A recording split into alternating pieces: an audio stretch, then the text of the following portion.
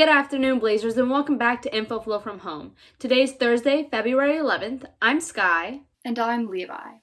In local news, Montgomery County has surpassed 600,633 cases of COVID-19 as of Tuesday, February 9th. Over this past weekend, a Richard Montgomery student, Simeon Makunu, passed away from a gunshot wound. Full play is being ruled in the investigation, and there is a suspect in custody.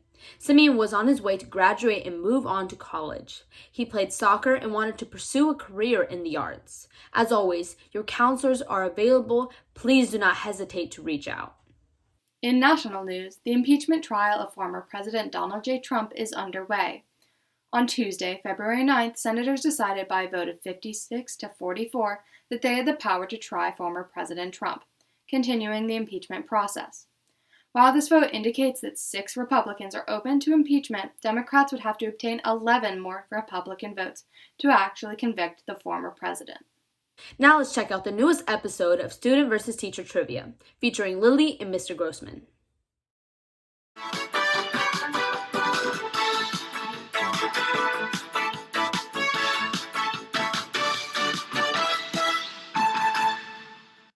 Hi Blazers, and welcome to Staff vs. Student Trivia. To get started, I'll ask a question, and whoever raises their hand first will be able to respond. If the first contestant gets the answer wrong, then the second contestant will have a chance to answer the question and get a point. The first question is, during 1963 in Washington, D.C., Martin Luther King Jr. gave his famous I Have a Dream speech on the steps of which famous landmark? Mr. Grossman. Lincoln Monument?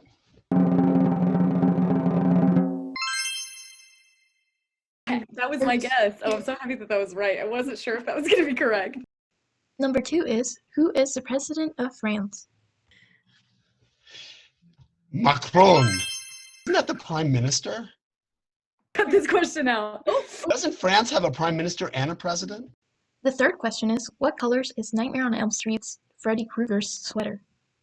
Lily. Red and black. Eggplant purple? The correct answer was red and green. The fourth question is, what is the only U.S. state that borders just one other state? Lily. Maine. First one. Number 5 is, who wrote the 1983 horror novel Pet Sematary? Ooh. Lily. Stephen King. Number 6 is, what are the names of Kim Kardashian's and Kanye West's kids? Name as many as you can. Lily. North. And I don't know any of the other ones. Mr. Grossman, you can steal if you can name another one. South, East, West, Brooklyn, Apple. Number 7 is, what does M&M stand for? Yes. Grossman? Could it be Mars and Mounds? Mars and MASH. The right answer is Mars and Murray. The last question is, how many red stripes are on the United States flag? 7. 13, I think, and then 7. 13 stripes altogether, yeah.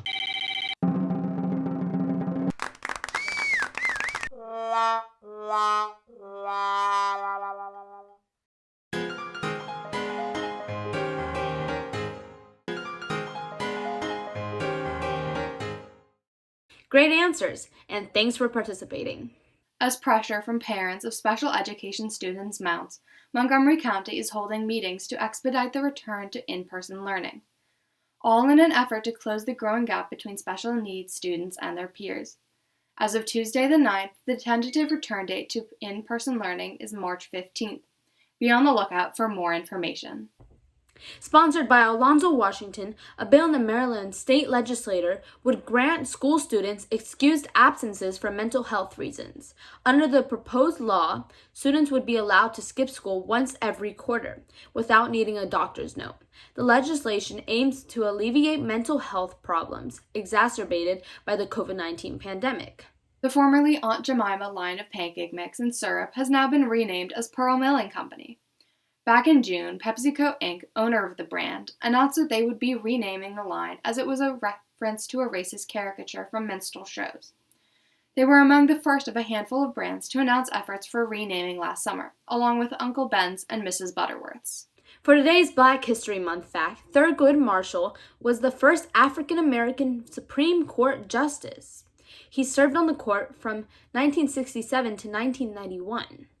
Marshall was an important figure in promoting racial equality during the Civil Rights Movement. During his 24 years of service, he argued a record-breaking 32 cases before the Supreme Court and won 29 of them. Well, that's all for today's show. Check out our website at bnconline.net to submit any announcements and to follow us on Instagram at bnc.infoflow and on Twitter at bncblair. We'll be back on Thursday with the latest edition of InfoFlow from home. Remember, wash your hands, avoid touching your face, and follow social distancing guidelines. Have a thrilling Thursday, and stay safe, Blazers.